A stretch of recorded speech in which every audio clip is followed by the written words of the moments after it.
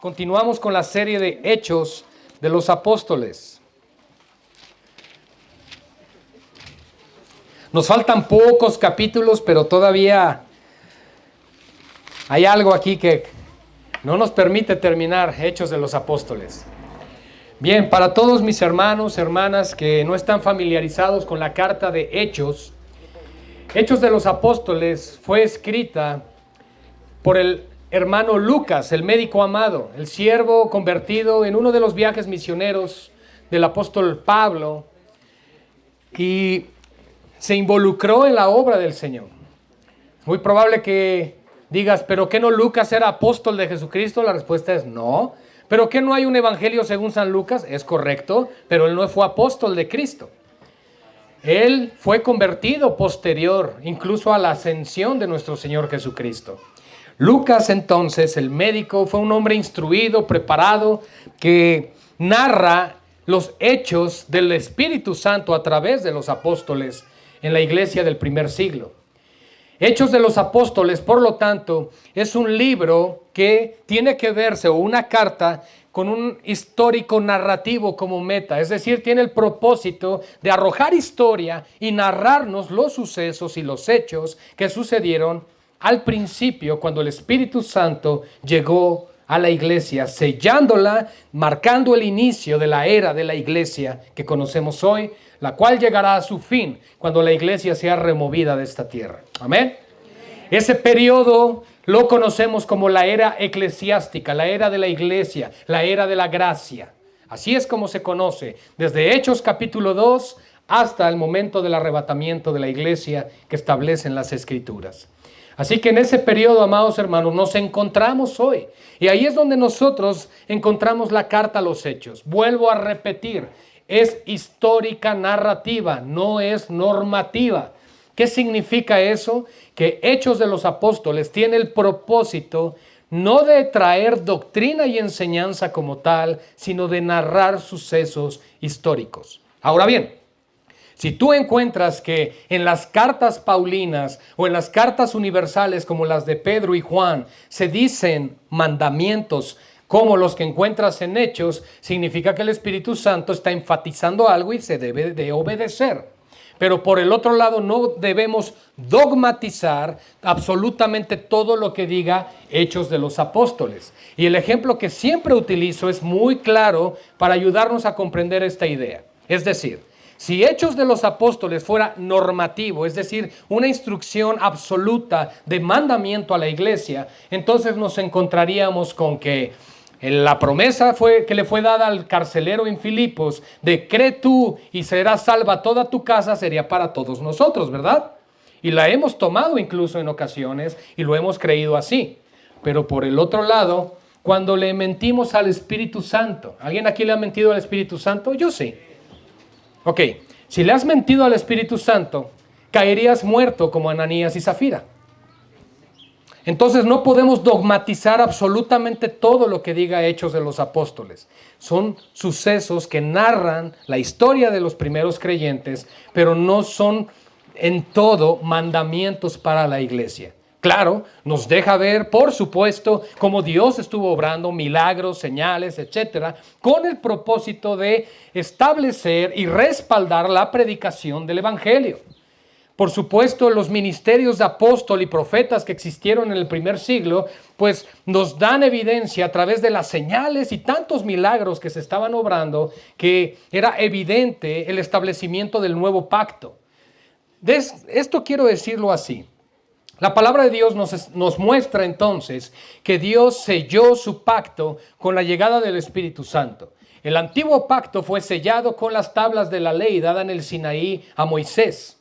Y en ambos casos, mis amados hermanos, ambos pactos iniciaron con un sacrificio de sangre. ¿Cómo? Sí. Hubo por ahí algunos hermanos de la nación de Israel que se rebelaron en contra de Moisés. La contradicción de Coré, esa familia y todos aquellos que le rodeaban, decían algo así como, ¿acaso Dios no podrá hablar por nosotros así como lo hace por Moisés? Y empezaron a levantar una comitiva en contra de Moisés. Y entonces citaron a algunos al día siguiente y dijeron, bueno, vamos a ver por boca de quién habla Jehová el Señor. Y bueno, quedó evidente que Dios hablaba por boca de Moisés y no de los otros, al punto de que incluso fueron tragados por la tierra. Bien, en el nuevo pacto nos encontramos de pronto un matrimonio. Ya los mencioné, Ananías y Zafira. Trayendo muerte el Señor para demostrar una cosa, que las cosas de Dios son santas y que no se debe jugar con ello. Si bien Dios matara a todos los que le mienten, no habría nadie aquí. ¿Ok? Ahora, eso no nos justifica, bueno, entonces podemos seguirle mintiendo. No, porque finalmente nos está dando evidencia de lo que sucede cuando nosotros nos alejamos del Señor. Así que no descuidemos nuestro caminar con Cristo, iglesia. Si bien la salvación no es por obras, las obras sí dan evidencia de la salvación. Y tenemos que ser hombres y mujeres que caminan de una manera perseverante en la santidad del Señor. ¿Amamos la santidad? Ay, pensé que se había apagado el micrófono, hermanos. ¿Amamos la santidad? El que ama la santidad en su vida es porque ama a Dios, porque Dios es santo. Entonces, eso es lo que tenemos que trabajar.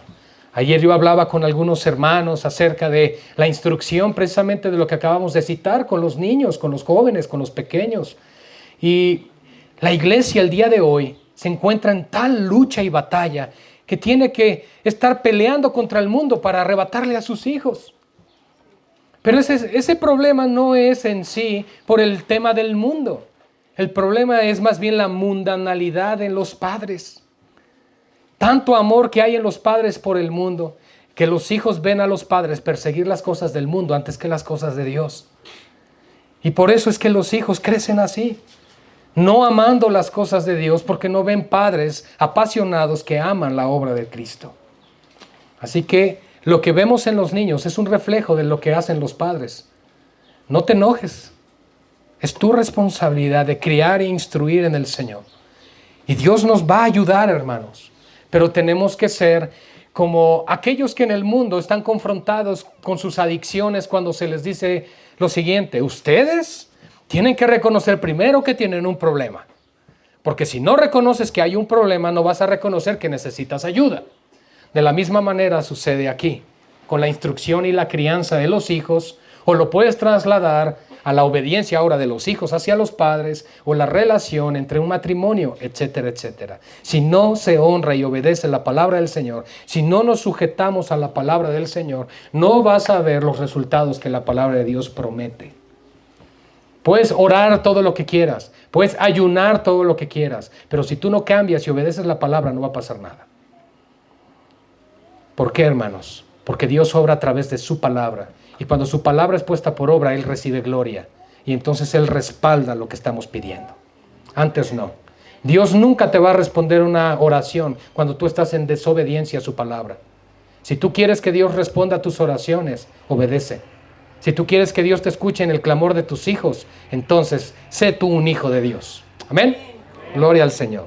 Bien, Hechos capítulo 19, Pablo en Éfeso. Nosotros vimos la semana pasada y vamos a dar lectura a los primeros 20 versículos de este capítulo. Y así entonces vamos a proceder a la oración de este tiempo. Bien, aconteció que entre tanto que Apolos estaba en Corinto, Pablo, después de recorrer las regiones superiores, que es las regiones de Galacia, vino a Éfeso y hallando a ciertos discípulos les dijo: ¿recibisteis el Espíritu Santo cuando creísteis? Y ellos le dijeron: ni siquiera hemos oído si hay Espíritu Santo. Entonces dijo: ¿en qué pues fuisteis bautizados? Ellos dijeron, en el bautismo de Juan, Juan el Bautizador o Juan el Bautista.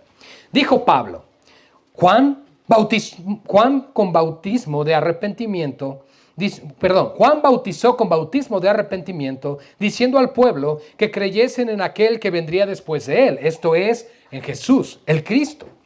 Cuando oyeron esto, fueron bautizados en el nombre del Señor Jesús, y habiéndoles impuesto Pablo las manos, vino sobre ellos el Espíritu Santo, y hablaban en lenguas y profetizaban. Eran por todos unos 12 hombres. Y entrando Pablo en la sinagoga, habló con denuedo por espacio de 3 meses, discutiendo y persuadiendo acerca del reino de Dios. Pero endureciéndose algunos y no creyendo, maldiciendo el camino delante de la multitud, se apartó Pablo de ellos y separó a los discípulos, discutiendo cada día en la escuela de uno llamado Tirano. Qué feo nombre, pero bueno. Así continuó por espacio de 2 años, de manera que todos los que habitaban en Asia, judíos y griegos, oyeron la palabra del Señor Jesús. Y hacía Dios milagros extraordinarios por mano de Pablo. Escuchen, de tal manera que aún se llevaban a los enfermos los paños o delantales de su cuerpo, y las enfermedades se iban de ellos y los espíritus malos salían. Pero algunos de los judíos, exorcistas ambulantes, intentaron invocar el nombre del Señor Jesús sobre los que tenían espíritus malos, diciendo, os conjuro por Jesús, el que predica Pablo. Había 7 hijos de un tal Esceva, judío, jefe de los sacerdotes, que hacían esto. Pero respondiendo el espíritu malo dijo, a Jesús conozco y sé quién es Pablo, pero vosotros, ¿quiénes sois? Y el hombre en quien estaba el espíritu malo, saltando sobre ellos y dominándolos, pudo más que ellos, de tal manera que huyeron de aquella casa desnudos y heridos. Y esto fue notorio a todos los que habitaban en Éfeso, así judíos como griegos, y tuvieron temor todos ellos, y era magnificado el nombre del Señor Jesús, y muchos de los que habían creído venían confesando y dando cuenta de sus hechos. Asimismo, muchos de los que habían practicado la magia trajeron los libros y los quemaron delante de todos, y hecha la cuenta de su precio, hallaron que eran 50,000 piezas de plata. Así crecía y prevalecía poderosamente la palabra del Señor. Oremos. Padre, gloria a tu nombre, Señor. Eso es lo único que merece tu nombre cuando es anunciado, recibir gloria. Ciertamente, Señor, nosotros somos polvo delante de tu majestad, delante de tu grandeza, delante de tu señorío. Oramos en esta tarde, Señor, en esta mañana, por humildad en el corazón, por quebrantamiento de tu Espíritu Santo sobre nuestro intelecto, para que no busquemos las cosas, Señor, desde una perspectiva humana, sino desde la revelación de tu palabra.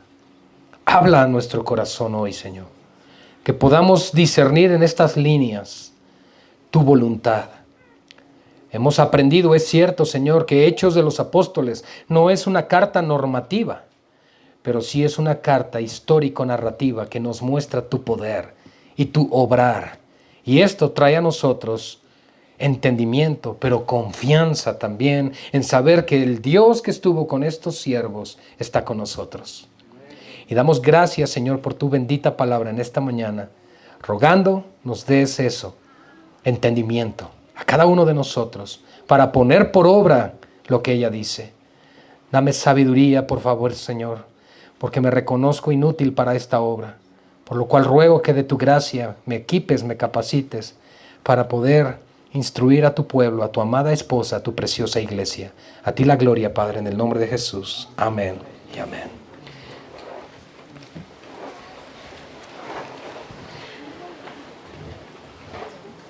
Nos damos cuenta aquí, hermanos, que se vuelve a mencionar a Apolos.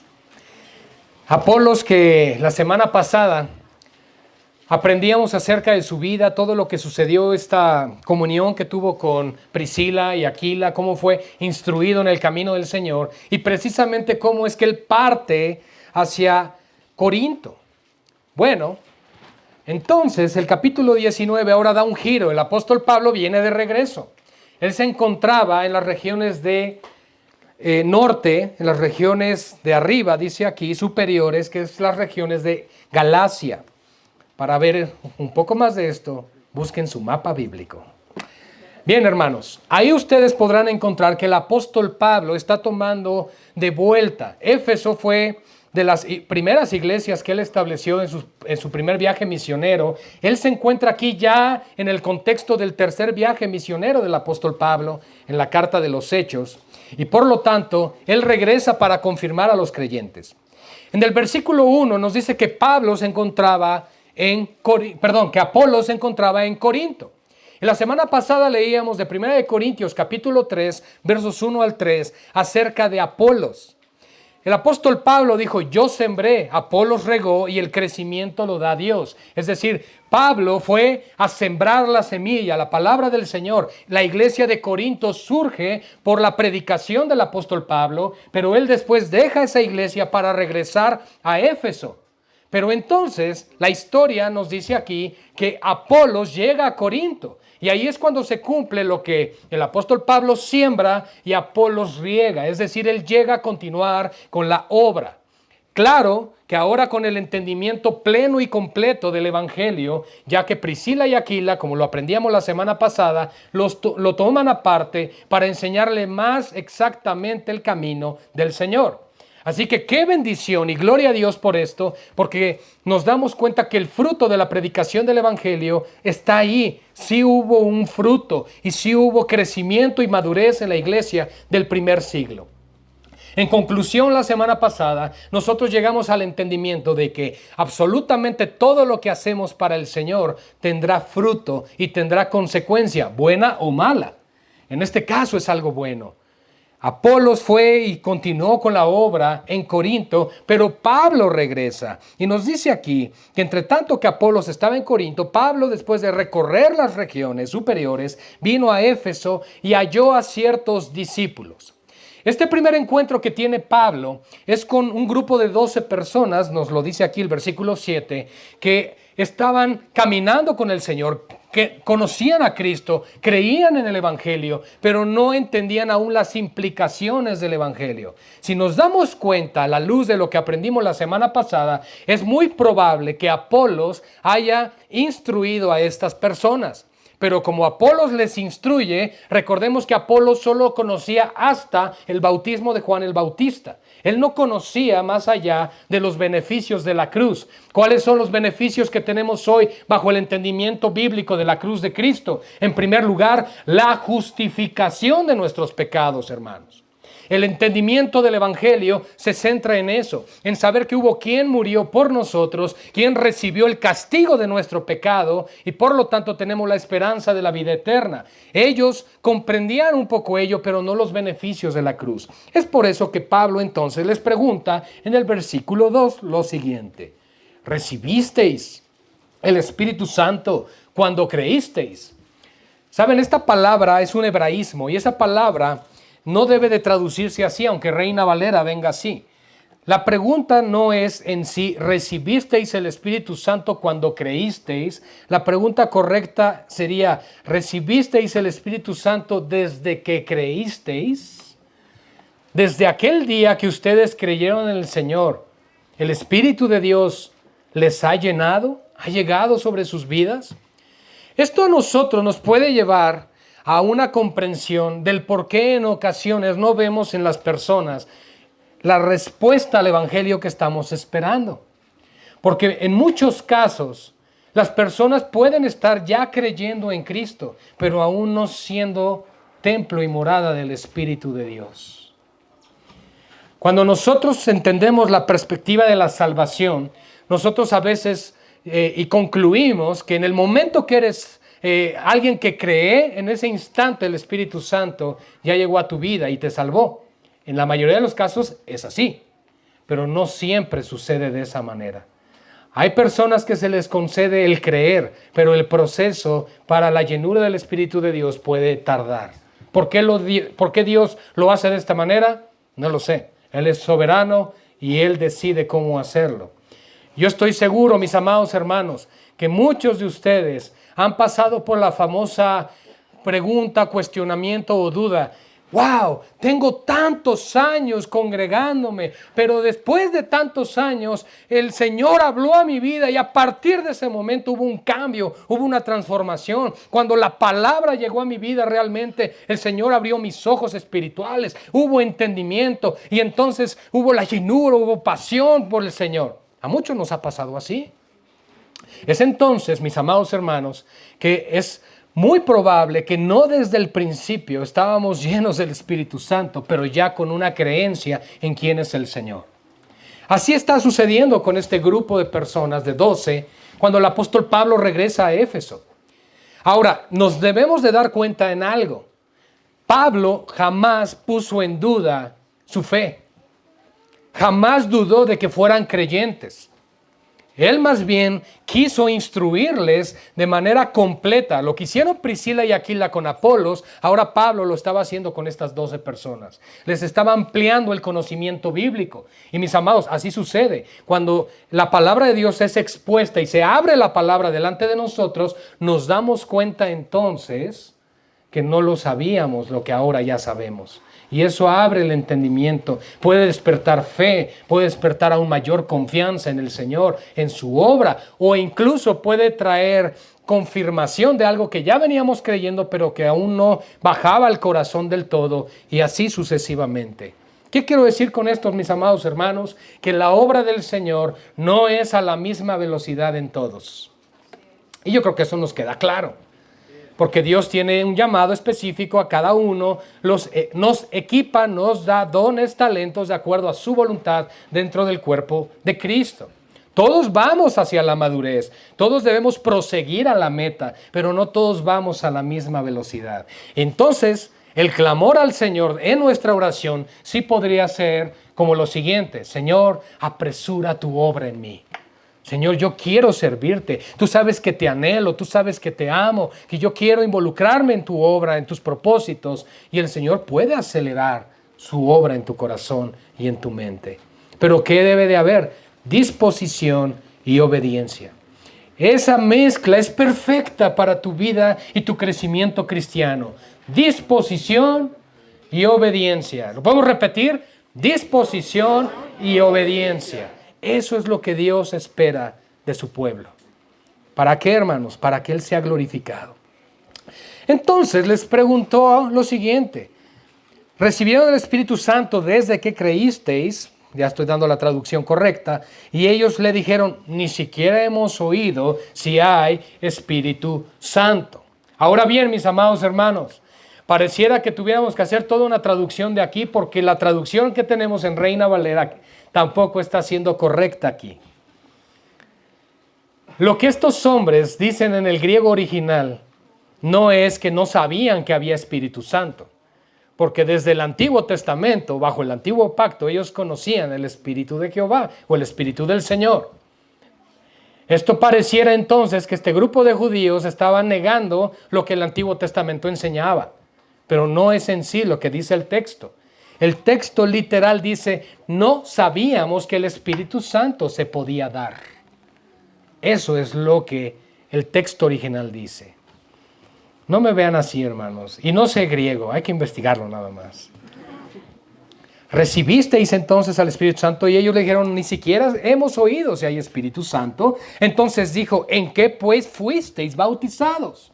¿En qué creyeron? Porque yo noto, dice Pablo, que hay fe en sus corazones. Veo buenas obras, veo vidas piadosas. Y eso no puede provenir de una ignorancia del Señor. ¿En qué fueron bautizados? Y entonces le responden: en el bautismo de Juan. Bien, ahora Pablo ya tenía un entendimiento claro de por qué estas personas estaban profesando fe en Cristo y por qué sus vidas estaban dando un reflejo real de un caminar con el Señor, porque fueron bautizados en el bautismo de Juan. ¿Cuál es el bautismo de Juan? El bautismo de arrepentimiento. Finalmente, este grupo de 12 personas se habían arrepentido de sus pecados y estaban confiando en Dios para salvación. Pero aún no había venido sobre ellos el Espíritu Santo. ¿Con qué propósito? ¿Qué hace el Espíritu Santo cuando llega a la vida del creyente, mis amados hermanos? Claro, ante Dios nos justifica, nos santifica, nos sella, nos posiciona delante de Dios como hijos. Es el espíritu de adopción, como enseña Romanos 8:15. Es el espíritu de adopción que llega a nuestras vidas y nos adopta, nos hace hijos. Dejamos de ser creación general y ahora venimos a ser hijos de Dios por el espíritu de adopción. Pero aparte de eso, mis amados hermanos, el Espíritu Santo obra algo muy importante que lo aprendimos en Hechos capítulo 1, versículo 8. Da o dota de poder a la iglesia para testificar de quién es Cristo. Ese es el poder del Espíritu Santo, iglesia. El poder para testificar, el poder para hablar. Pero para que tú y yo podamos testificar y hablar de Cristo, tú y yo podríamos pensar, es que el poder que el Espíritu Santo nos da es que tengamos conocimiento vasto bíblico para predicarle a alguien el evangelio. Es parte de, pero no va por ahí, porque eso te lo puede dar el estudio. ¿Cuál es el poder que da el Espíritu de Dios? En primer lugar, para que la palabra, cuando sea hablada a través de tu boca, la palabra lleva poder. El poder está en la semilla, no en el sembrador. Tú no eres poderoso, el poder está en la palabra. ¿Ok? Si no vuelas y levitas por la unción, no. No, hermanos, eso no existe. ¿Ok? El poder radica en Dios, el poder radica en su palabra. Y nos ha dado el poder, entonces, ¿qué? De hablar esa palabra con autoridad en el nombre del Señor, pero también nos ha dado el poder de vivir una vida que vaya afín a ese evangelio que predicas. Si el evangelio que estás predicando no va respaldado por un buen testimonio, no tiene en sí el poder entonces para salvar. Fíjense lo que estoy diciendo. Ahora, el evangelio como tal es poderoso. El evangelio hace su función. Pero mis amados hermanos, si tu vida no está acorde a lo que predicas, las personas van a subestimar lo que están escuchando y no van a querer oír. No te van a hacer caso. Se van a distraer con su celular. ¿Por qué, hermanos? Porque no hay un ejemplo palpable en nosotros que esté reflejando a Cristo y su obra.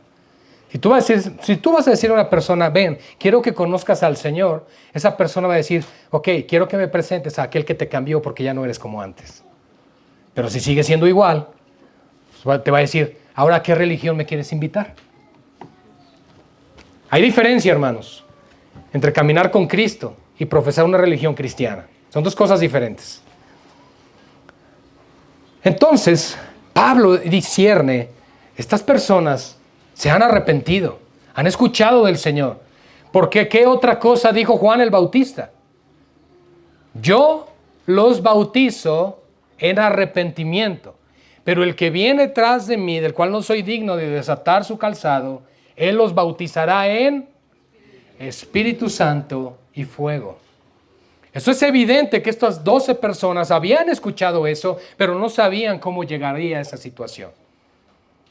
Y por lo tanto, Pablo ahora les explica que Cristo, el Señor, el Mesías, Salvador de Israel, ahora había traído el cumplimiento de esas palabras que Juan el Bautista mencionaba en Betábara, al norte del Jordán, donde les bautizaba.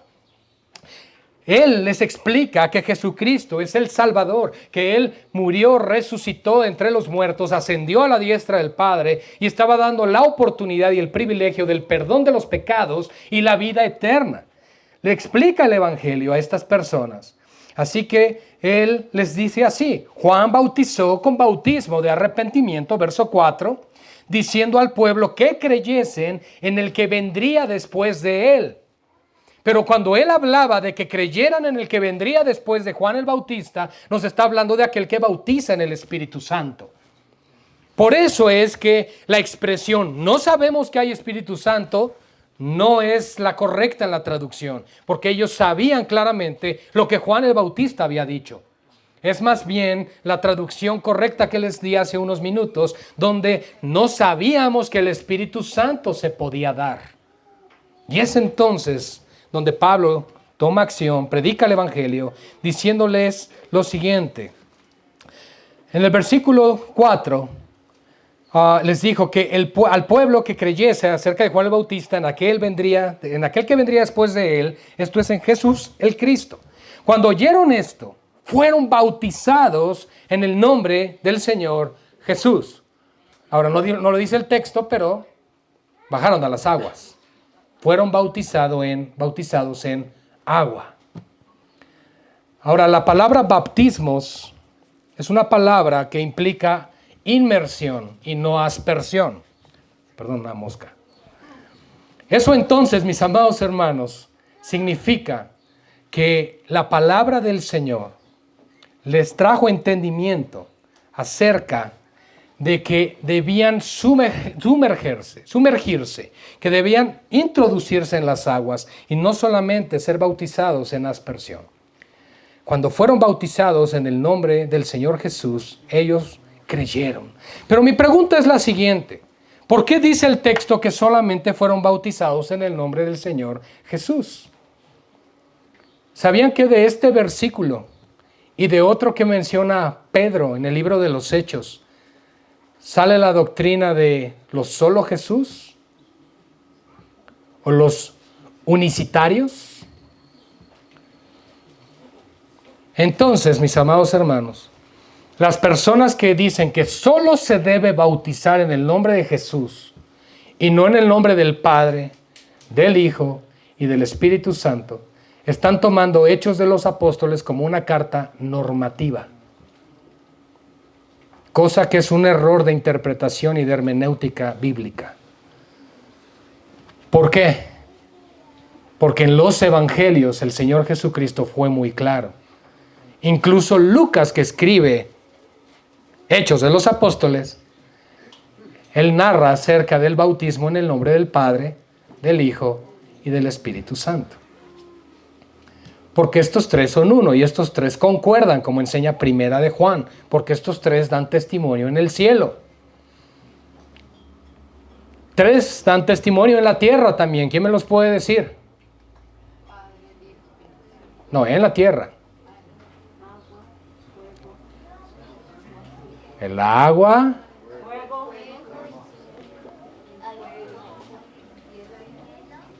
No, esos son los elementos, hermano. No.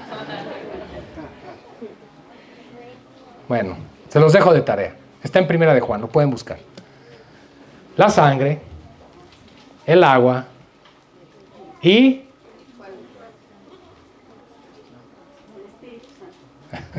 está bien.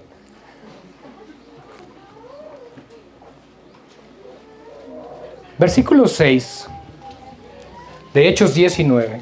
Ya van a estar todos ahorita en Primera de Juan. A ver, ¿qué dice? ¿Qué dice? Habiendo impuesto Pablo las manos, vino sobre ellos el Espíritu Santo y hablaban en lenguas y profetizaban. Nuevamente, un acontecimiento similar a lo que encontramos en Hechos capítulo 2 con la llegada del Espíritu Santo en Pentecostés. Ahora bien, ustedes, la verdad, ¿han pensado que en Hechos 2 cuando dice las lenguas de fuego, se imaginan un fuego así en la habitación? Ay, qué bueno, porque no fue así. No. Como de fuego habla de la pasión con la que ellos hablaban con denuedo el Evangelio.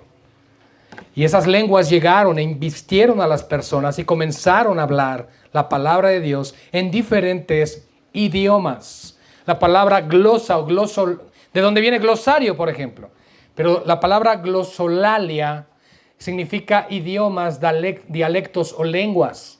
Significa que todo lo que estaban hablando se entendía en diferentes idiomas o en diferentes lenguajes. Así como en Hechos capítulo 2, todos aquellos que se encontraban en Jerusalén para la fiesta del Pentecostés escucharon en sus lenguas maternas las maravillas de Dios. Ahora, no nos vamos a meter en temas de si hay lenguas angelicales u otro tipo de lenguas, porque no es el tema del día de hoy. ¿Bien? Si quieren saber de eso, en YouTube hay enseñanzas de esta congregación acerca de los dones del Espíritu. Bien, hermanos. Lo que me llama la atención es que cuando impone manos el apóstol Pablo, en sí no es porque por la imposición de manos se da el Espíritu Santo, sino por el hecho de haber creído. Y en este caso fueron bautizados y luego fueron llenos del Espíritu Santo. Aquí nos está invirtiendo el orden. Había casos donde se bautizaban primero en agua como en este y luego eran llenos del Espíritu Santo, o había casos como en Hechos capítulo 2 que primero eran llenos del Espíritu Santo y luego bautizados en agua. Así que Hechos nos está diciendo puede haber cualquiera de los dos sucesos, porque hay quien dice es que no te puedes bautizar hasta que seas lleno del Espíritu Santo, y la Biblia nos está diciendo aquí que sí puede suceder. Porque finalmente, aunque no es normativo en tema de mandamientos, sí nos está narrando lo que el Espíritu Santo hizo. Y por lo tanto, no podemos nosotros juzgar la salvación de alguien por invertirse el orden de la salvación. Lo que sí les puedo garantizar, que lo primero que tiene que haber en la persona es arrepentimiento y fe. Eso sí es primero. No puedes decir, mira, primero me bautizo, luego me lleno del Espíritu Santo y luego ya veo si me arrepiento y creo. Pues no, eso sería imposible. Hay que arrepentirse, creer en el Evangelio y entonces, si te bautizas primero en agua o si el Espíritu de Dios llega primero, ese orden puede variar a la luz de este texto que nos muestra Hechos. Bien, hermanos, nos dice aquí entonces que hablaban en otras lenguas y profetizaban. Sabemos nosotros que en la iglesia del primer siglo, este tipo de manifestación de dones por la presencia de los apóstoles y profetas era precisamente muy evidente. El día de hoy, mis amados hermanos, de manera personal, y pues creemos en este ministerio de esa manera, que los dones de apóstol y profeta cesaron porque ya tenemos el canon completo. Pero creemos en el don de palabra profética y creemos en el don en espíritu de la profecía. Pero, mis amados hermanos, esta manifestación de los dones nunca va a ir en contra de lo que ya está escrito y la profecía no es adivinación tampoco. Finalmente, a lo largo del Nuevo Testamento, cada vez que se habla de las profecías, y sobre todo cuando el apóstol Pablo, hablando de los dones, en 1 Corintios 12, dice que anhelen todos los dones, pero sobre todo que profeticéis, eso está implicando que hables la palabra. No en sí que te pongas a decir, el Señor me dijo anoche que... No, es en sí que hables la palabra, profetiza, habla la palabra profética más segura. Bien, no estoy poniendo en duda, que quede claro, hermanos, que Dios puede hablar en un sueño, que Dios puede hablar en una visión, que Dios pueda traer una impresión a tu corazón mientras oras. Esas cosas suceden, servimos a un Dios vivo. Pero, mis amados hermanos, todo filtrenlo a través de la Escritura. Todo, porque Dios nunca va a ir en contra de lo que Él ya reveló. Amén. Bien, entrando Pablo entonces en la sinagoga, ya terminando este suceso, habló con denuedo por espacio de 3 meses, discutiendo y persuadiendo acerca del reino de Dios. Vemos un patrón común en el apóstol Pablo. Cada vez que llegaba a un lugar, iba primero directamente con los judíos. Él tenía algo en claro. Yo debo testificar primero a los míos, por decirlo así, y después testificaré a los demás. ¿Con qué propósito? De poder limpiar de sus manos cualquier sangre que le fuera a traer responsabilidad por no haber hablado del Señor. ¿Sabe? La Escritura a nosotros nos habla acerca de un término llamado atalaya. Los atalayas eran esas personas que eran vigías, que se encargaban de cuidar en las ciudades que eran fortalezas o amuralladas, en las torres. Ellos estaban ahí y eran encargados de ver cuando se acercaba cualquier persona a la ciudad, cualquier peligro, cualquier situación. Ellos debían advertir al pueblo de lo que venía contra ellos. Así que el atalaya tenía esa función. Si el atalaya se quedaba dormido, imagínense lo que iba a suceder si venía un peligro. Bien, nosotros somos como esos atalayas. En primer lugar, eres vigía de tu propia vida espiritual. En primer lugar. Como lo hemos dicho, tú debes de ver desde esa torre, así como estás cuidando a tu alrededor de los peligros que vienen, debes cuidar qué ves, qué oyes, qué hablas, qué permites a tu alrededor. Segundo lugar, qué ven, qué oyen, qué escuchan y de qué habla tu familia. Y en tercer lugar, en tu entorno.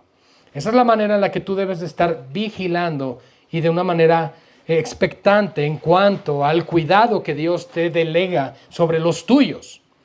Pero mis amados hermanos, aquí viene una responsabilidad más del atalaya, que no solamente cuidaba de sí mismo, no solo cuidaba de su familia, sino de todos los demás. Y ahí entra no solo el orar unos por otros, sino entra además que le prediques el evangelio a aquellos que aún no lo han escuchado.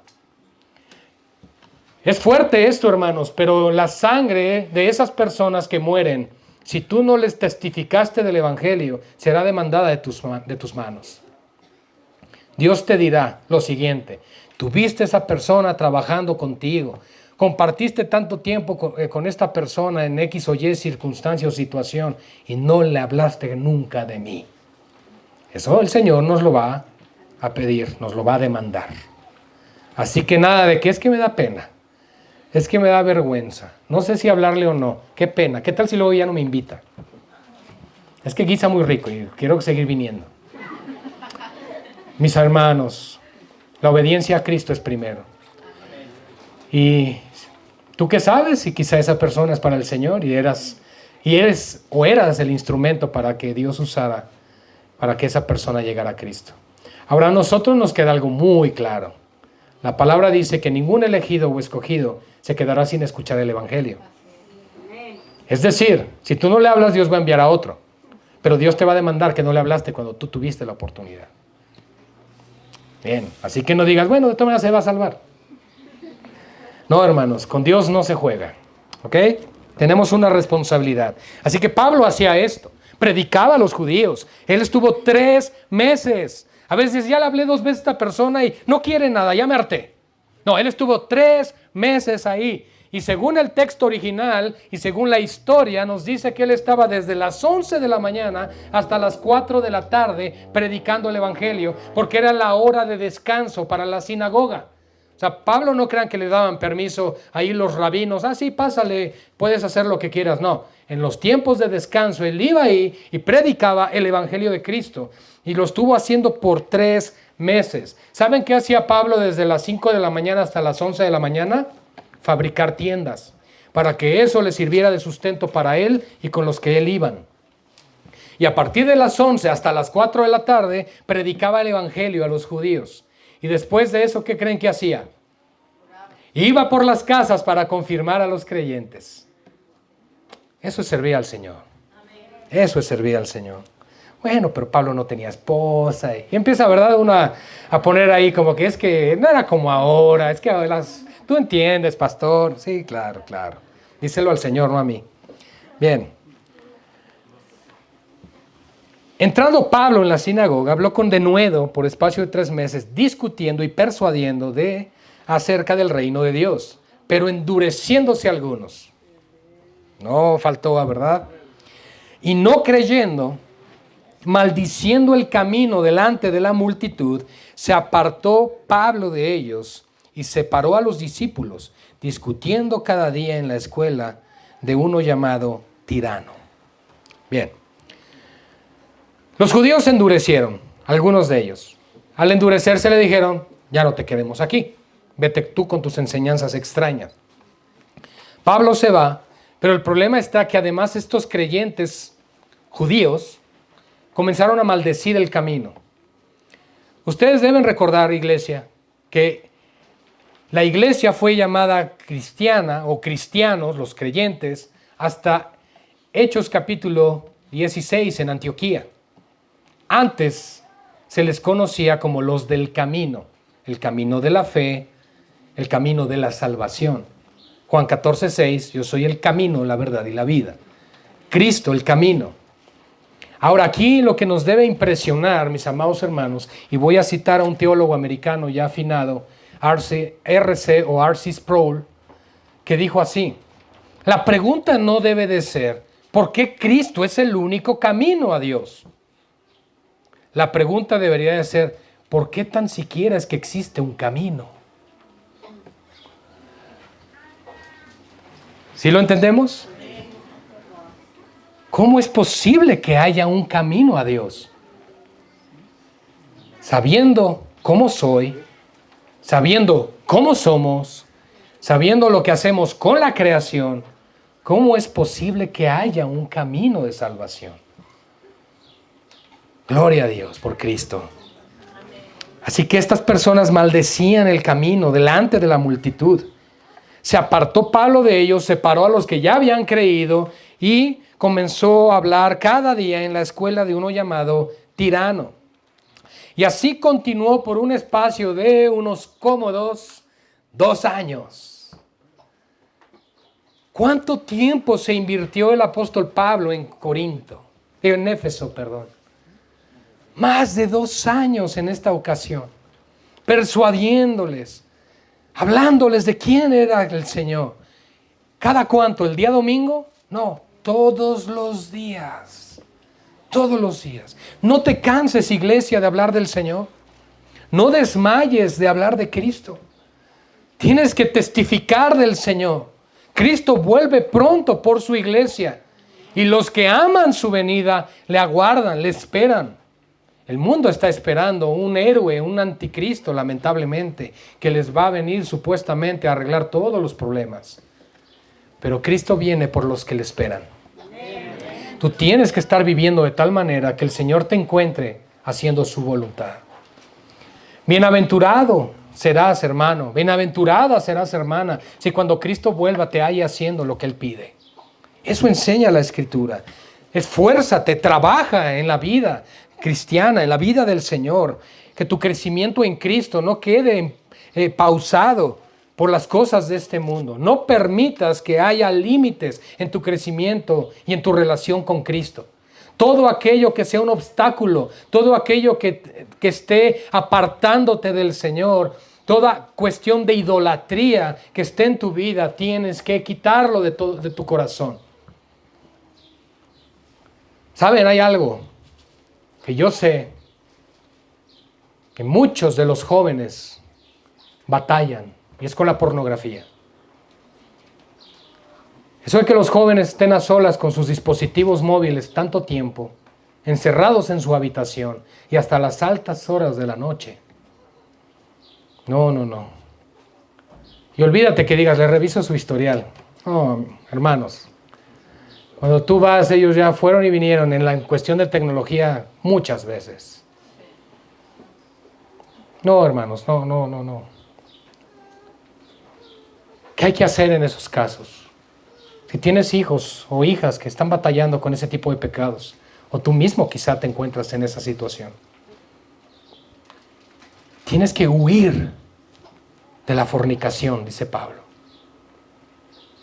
Si tú sabes que estar a solas con tu aparato causa un problema, déjalo fuera de tu habitación, apágalo, dáselo a alguien.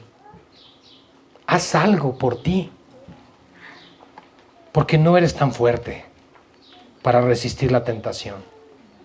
Y si estás casado y estás en este tipo de pecados, mi amado hermano, tienes que lidiar seriamente con esto. Porque eso te alejará de tu pareja. Te alejará del Señor, porque estás pecando contra tu propio cuerpo. Y eventualmente ese pecado te consumirá. Porque el pecado es como un devorador, quiere más y quiere más. Hermanos, estamos siendo bombardeados con todo esto. No subestimes al enemigo.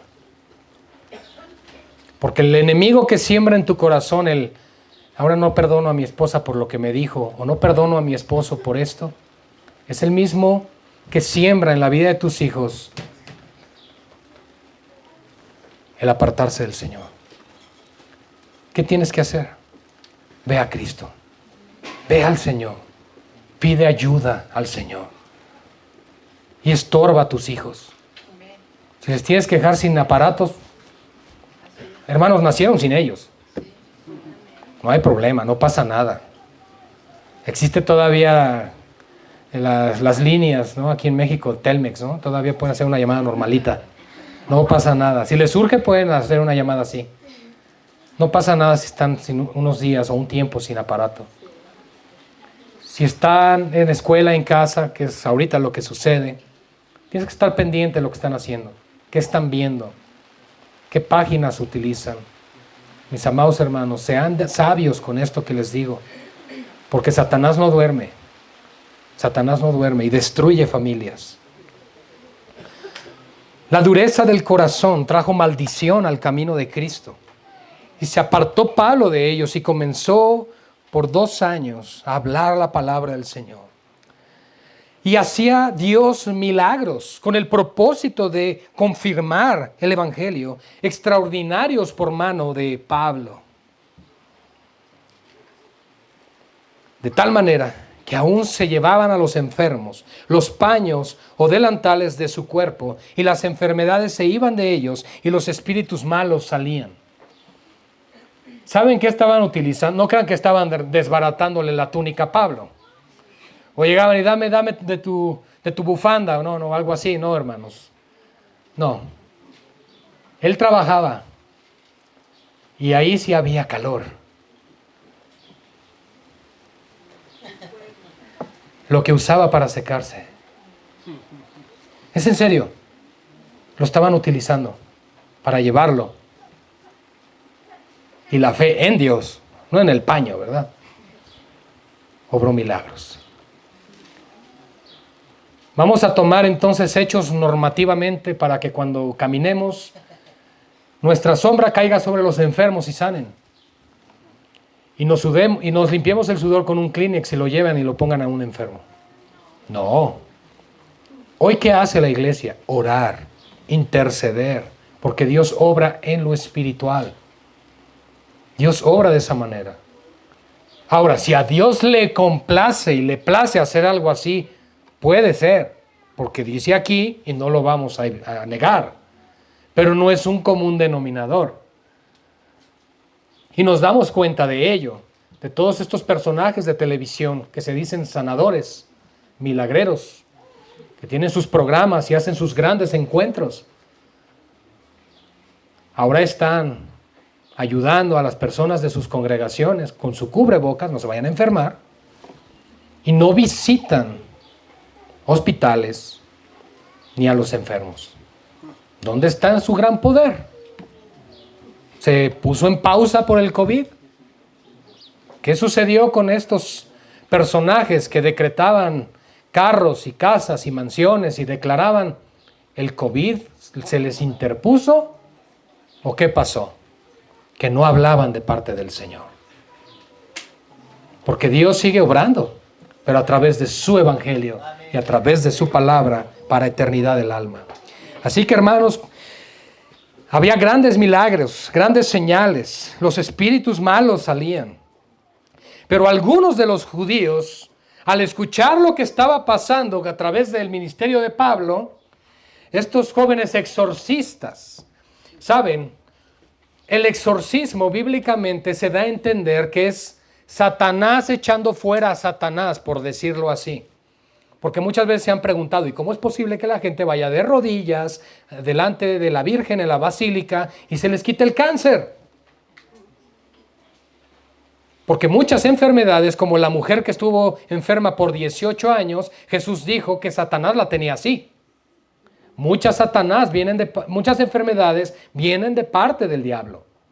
Y él puede ponerla y él puede quitarla. ¿Y cuál es su meta y propósito? Si hace creer a la persona que la Virgen Guadalupe la curó, que permanezca en idolatría. No hubo ningún cambio. Y recordemos, la sanidad no es lo mismo que la salvación. No porque alguien sea sanado. Podría venir alguien con silla de ruedas y el Señor levantarle, y además de levantarle resulta que no tenía un riñón y ahora sale con 2 riñones. Eso no significa que sea salvo. Las sanidades nunca son proporcionales a la salvación. La Escritura lo deja claro. Pero aquí, mis hermanos, estamos viendo que unos personajes querían imitar, porque eso es lo que hace el diablo, ¿verdad? Imitar lo que hace Dios. Lo que hace Cristo, lo que hace el Espíritu de Dios es liberar. Lo que hacen estos personajes es exorcizar. Son 2 cosas diferentes. Una vez le preguntaron a Jesús acerca del espíritu inmundo que vuelve. Y dice, el espíritu que sale de la persona, sale y anda en las regiones incluso de muerte. Y regresa después de un tiempo y encuentra su casa adornada, barrida, pero aquí está la clave, y vacía. El Espíritu Santo no está ahí. Eso es un exorcismo. Y entonces regresa y dice, esto está muy bien. Va por otros 7 demonios peores que él y vienen a la vida de esa persona. Y el postrer estado de esa persona viene a ser peor, dice la Escritura. Y si alguien quiere argumentar que ese texto dice que regresó el demonio y le dijo al Espíritu Santo, vete porque somos más, por favor, no. El Espíritu Santo nunca estuvo ahí. Por eso Jesús quiso enseñar eso. Porque Cristo hace libre a una persona. Y esté lo que esté, haya sido satanista, brujo, bruja, lo que sea, el Señor te hace libre de cualquier atadura y de cualquier pecado. Así que Pablo estaba enseñando esto, y estos personajes exorcistas ambulantes, ni siquiera tenían un local, intentaron invocar el nombre del Señor Jesús sobre los que tenían espíritu malos, diciendo, os conjuro. Eso es magia, hermanos, es hechicería. ¿Y el nombre de quién están usando? Igual que en la santería, hermanos. Salió un verso sin esfuerzo ahí. Había entonces 7 hijos de un tal Esceva, judío, que además era el jefe de los sacerdotes que hacían esto. Pero respondió el espíritu malo diciendo lo siguiente, a Jesús conozco. Hermanos, yo creo que algo queda evidente. Como aquel endemoniado gadareno que tenía una legión de demonios delante de él, llegó y reconoció que Jesús era hijo del Dios Altísimo. ¿Saben quién es Jesús? A la luz de Ezequiel 28, si no lo has leído, te animo a que lo leas, habla de una profecía doble, habla al rey Ciro, pero cuando le está hablando al rey Ciro, de momento da un giro la profecía y comienza a hablar acerca del tiempo del Edén. El rey Ciro no estuvo ahí. Entonces habla de aquel querubín protector, aquel ángel caído, Lucero o Satanás. Y dice que se paseaba en el Edén. Claro, porque los ángeles fueron creados dentro de los 6 días de la creación. Él se paseaba en el Edén. Dice, y eras hermoso en gran manera. Y los primores de tus tamboriles fueron creados en el día de tu creación. Hermanos, eso significa que fue el ángel más hermoso que Dios creó. No significa que Satanás sea el líder de alabanza del cielo. Porque hay quien cree eso. No es lo que dice la Biblia, ¿ok? Entonces, mis hermanos, este ser se envaneció, se ensoberbeció en su corazón. ¿Por qué? Porque Dios había creado a un ser a su imagen y semejanza, al hombre. Y hubo odio en su corazón. Y quiso sentarse en el trono de Dios. Y de pronto Ezequiel 28 nos dice, yo te eché del monte santo de Dios. Y te veía caer como un rayo, ese símbolo de rayo es Satanás cayendo, que usan grupos de rock, etc. Los ángeles caídos, que les canta Maná, Alejandra Guzmán, todo eso, ya saben a quién le cantan. Bien, entonces mis hermanos, yo te eché del monte santo de Dios, el verbo de vida, la acción de Dios, si así lo quieres ver, echó a Satanás. Jesús, el verbo de Dios, arrojó al diablo. Entonces yo creo que Satanás y los demonios saben quién es Jesús. Porque cuando Jesús lanza al demonio al abismo, una cuarta parte de los ángeles, una tercera parte, perdón, venía detrás de él. Todos ellos saben quién es Jesús. Y muchos de esos demonios no están hoy sueltos. Están en el pozo del abismo. Los demonios más terribles que tomaron seguramente cuerpos humanos para meterse con mujeres y nacieron esos gigantes en el Génesis. Esos demonios están en prisiones de oscuridad. Pero algún día serán sueltos durante la gran tribulación. Y su líder de ellos, Abadón, vendrá adelante. Para este mundo no viene nada bueno, hermanos. Nada bueno. Así que estos demonios responden, conocemos a Jesús. Vean todo lo que implica el decir conozco a Jesús, que venga de parte de un demonio. Y que además le puedes agregar lo que dice Santiago, y tiemblan. Bueno, a Jesús conozco, pero esto es lo que me gusta de esto. Y sé quién es Pablo. ¿Saben? ¿Qué privilegio sería que tu foto estuviera ahí en el infierno? Estoy hablando figurativamente, ¿ok? No se espanten. Que tu foto estuviera en el infierno y cada vez que pasan los demonios frente a tu foto, leyeran lo que dice abajo: se busca, porque eres su enemigo. Qué privilegio sería que Dios te use de esa manera. Que aún los demonios puedan decir: sabemos quién es fulano y quién es fulana, porque sirven al Dios Altísimo y porque Dios les usa. Jesús oraba por los enfermos, sanaban. Jesús liberaba a los enfermos, a los endemoniados inmediatamente. Y la iglesia de hoy no ora, no ayuna, no estudia, no tiene comunión con el Señor. Seguramente cuando te topes con una situación de endemoniado o endemoniada, vas a salir corriendo. Es en serio. Porque aunque el Espíritu Santo esté en ti, tú sabes que tu vida no está como Él pide. ¿Y sabes qué va a hacer el Espíritu Santo en ese momento? Va a permitir que seas avergonzado y que seas avergonzada. Yo he sabido de muchos casos donde llegan muy campantes, muy machos a querer orar por endemoniados. Y el demonio les dice: pero tú estás en esto, y en esto, y en esto, y en esto. ¿Y saben cómo salen los hermanitos de ahí? Avergonzados. No pudieron hacer nada. No porque el Señor no estuviese con ellos, sino porque el Señor no los respaldó en ese momento, porque su vida no está en santidad. Es fuerte, ¿verdad? Pero gloria a Dios que nos permite pasar aún por esas cosas. Así que estos 7 jóvenes andaban jugando a exorcizar.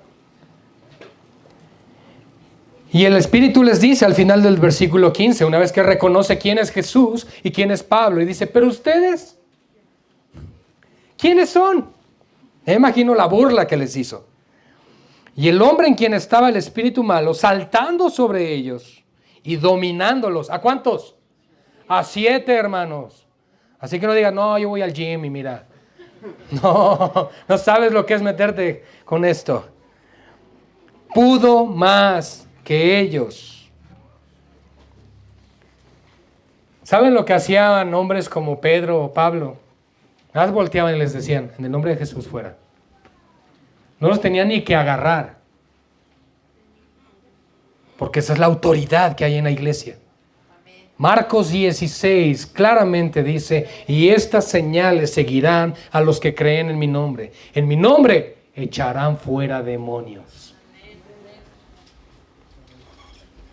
Los que creen echarán fuera demonios. Y ya hemos entendido lo que implica creer en Jesús.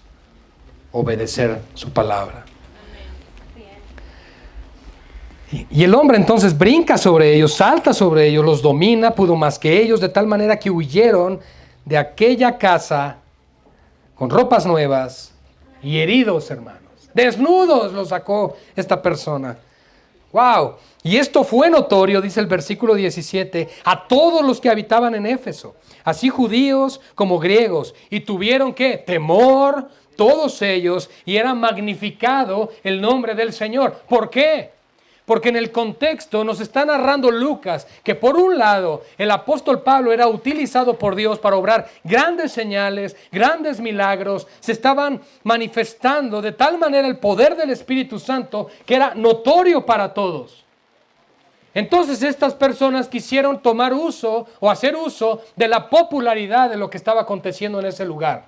Y dijo: pues si él puede, nosotros también, y somos más, somos 7. Y no fue así, hermanos. Dios se encargó de avergonzar a estas personas.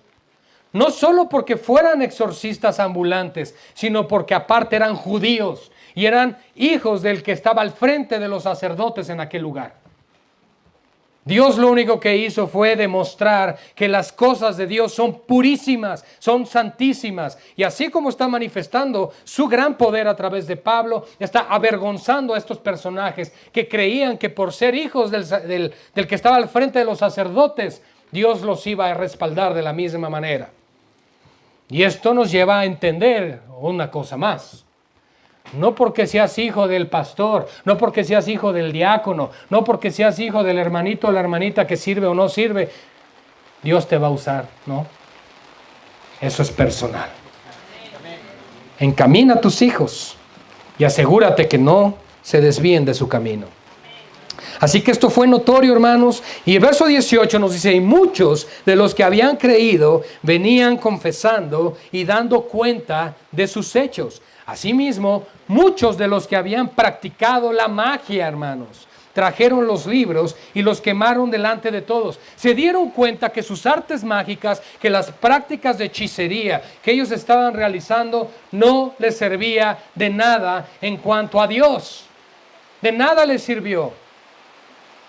Y gloria a Dios, hermanos, porque cuando nosotros venimos a Cristo, yo sé que el Señor ha liberado a personas que creían en la brujería, que creían en la hechicería, que creían en el ocultismo, en la masonería y tantas cosas así, pero el Señor los hace libres. Y no solamente dijeron, hey, lo que Pablo tiene es mejor que lo que estos exorcistas tenían, sino que reconocieron que sus libros, sus prácticas debían de ser quemadas. Si no te deja ser libre, quémalo. ¿Ah?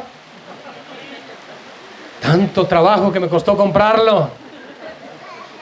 Entonces, hecha la cuenta de su precio de los libros, nos dice que era 50,000 piezas de plata. Quemaron esa cantidad en libros, que en tiempos de aquel día era era el pago a 200 jornaleros por un año. Eso es el poder de Dios. Cuando llega una vida, la transforma y despierta en su corazón un vivo anhelo por Dios y su obra, hermanos. Atrás debe quedar todo aquello que practicábamos, todo aquello que hacíamos. Incluso podrás decir, es que yo era muy bueno en esto, yo era muy bueno en aquello. No importa, ahora eres de Cristo. Y tienes que glorificar al Señor, servir al Señor, porque el Señor vuelve pronto y Él demandará tu vida de sus manos. Ahora bien, hermanos, nos dice entonces, para terminar, el versículo 20, que si tú te hacías una pregunta como, ahí donde nos reunimos hace mucho calor, pero también de repente puede haber frío, pero ¿cómo será cuando llueva? Hoy tienes la respuesta. Así es cuando llueve. Y si te mojas, te mojas. Y si no, no. Qué hermoso es esto, ¿verdad? Gloria al Señor. Así que el versículo 20 nos dice, así crecía y prevalecía. Esto es sumamente importante entender. La iglesia puede crecer, pero lo importante no es solo crecer en número, sino prevalecer en el mensaje, en el evangelio, en la palabra de Dios. Si el enfoque que una iglesia tiene son números, que nos llenemos, entonces ¿qué va a suceder? Vamos a permitir que cualquier tipo de práctica y doctrina se infiltre con tal de hacer crecer un lugar. Ahí tenemos el famoso G12. Pero nosotros debemos confiar en que el crecimiento viene por el respaldo de la predicación de la palabra de Dios, porque lo que queremos son ovejas, no cabritos. Y por lo tanto, mis amados hermanos, tenemos que predicar la palabra del Señor. Y aquí nos dice que la iglesia crecía y prevalecía ¿cómo? Poderosamente. Por lo tanto, lo que trae el crecimiento y ayuda a prevalecer a la iglesia es el poder del Espíritu Santo. Él es el encargado de mantener a la iglesia en su lugar y en el crecimiento ordenado que ésta debe de tener. Los que estamos aquí hoy son los que Dios quiere que estén. Y no hemos venido nosotros buscando al hombre, sino al Señor. Y por lo tanto, tenemos que permanecer de esa manera. Si tú a una persona la vas a invitar a que venga a este lugar, sí le puedes decir que Dios tiene buenas cosas para ellos. Pero primero les tienes que decir que Dios les va a demandar que se arrepientan. Y que pongan su fe en Jesucristo para salvación. Y que Dios no va jamás, jamás a tolerar el pecado en nuestras vidas. Porque el Dios que servimos es santo. Y el hecho de que estamos bajo la gracia no implica entonces que podamos vivir como queramos, sino que ahora podemos vivir como Dios quiere que vivamos. Amén. Vamos a orar, hermanos. Padre, gracias por tu palabra en esta mañana. Gracias por permitirnos leer este pasaje, aprender de este evento, Señor, en Éfeso, donde Pablo regresa, confirma el Evangelio con aquellos que habían escuchado solo hasta el bautismo de Juan. Y eso nos lleva a entender, como lo aprendíamos la semana pasada, la importancia de conocer el Evangelio en su plenitud. Padre, equípanos, capacítanos para hablar tu palabra con denuedo, con pasión, con entrega, como esto lo amerita. Pero de igual manera, Padre, queremos ser útiles en tus manos, por lo cual necesitamos, Señor, que tú te perfecciones en nuestra debilidad. Padre, habla al corazón de mis hermanos en esta mañana, aquí reunidos, y a quien nos escucha a través de la transmisión. Señor, confirma tu palabra en nuestras vidas. Recuérdanos que tú estás con nosotros hasta el fin del mundo, que no estamos solos y que no vamos en nuestras propias fuerzas, sino en el poder de tu Espíritu. Por lo cual rogamos que nos continúes equipando para cumplir con la obra del ministerio. Y aquellos que vienen hoy por primera vez a este lugar, Señor, Padre, revela tu Hijo a sus corazones. Que ellos puedan saber que iban camino al infierno, pero que hay quien se interpuso entre el juicio y tú, que fue tu propio Hijo Jesucristo. Para que ellos, Señor, se arrepientan y pongan su fe en tu Hijo, en su obra redentora en la cruz, para que puedan alcanzar salvación y vida eterna. Señor, que nadie salga con tu ira sobre su cabeza de este lugar, sino que tu misericordia esté sobre nosotros y sobre nuestros hijos y los hijos de nuestros hijos en esta casa. A ti damos gloria, Padre, desde hoy hasta la eternidad, en el nombre de nuestro Señor Jesucristo. Amén y amén. A Dios la gloria.